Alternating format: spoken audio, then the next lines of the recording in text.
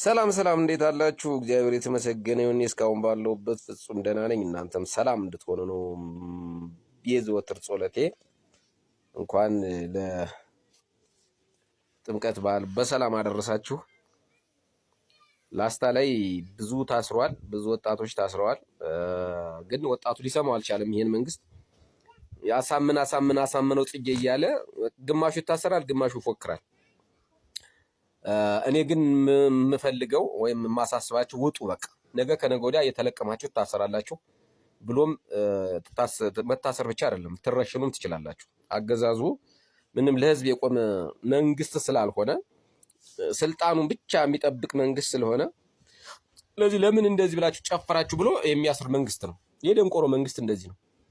ሰዎችን በፍቅር መግዛት ሲገባው በጉልበትና በመግደል በማሳደድ ስለሆነ የሱ ስልጣን የሚራዘመው። ስለዚህ ወጣቶች አሁንም እምላችሁ እንደዚህ አይናማ እንዳላችሁ ውጡና ታገሉ። በቃ ወጣት ሲባል በተለይ ወጣት የተባለ ለምንድን ነው? ምን ያደርጋል ከተማ ሲጀምር? እንግዲህ አይናማው ላይ አይታችኋል። ነገ እየተለቀምክ ትታሰራለህ። ስለዚህ ውጣና በአካባቢ ያለውን ፋኖ ተቀላቅል። እስቲ የላስታውን ደግሞ ላሳያችሁ። ላስታ ላሊበላ ማለት ነው። እንግዲህ ላስታ ላሊበላ በአገዛዙ ወታደር የምትተዳደር ከተማ ነች። ምንድነው ይሄ? በወታደራዊ አስተዳደር የምትተዳደር ናት። ወደ 3 ዓመት ቆማታል ላስታ ለኮማንድ ፖስቱ ማለት ነው። እንግዲህ እዛ ውስጥ መከላከያ እያለ ነው ይሄን ያህል ጭፈራ ማለት ነው። ስለዚህ ላሳያችሁስ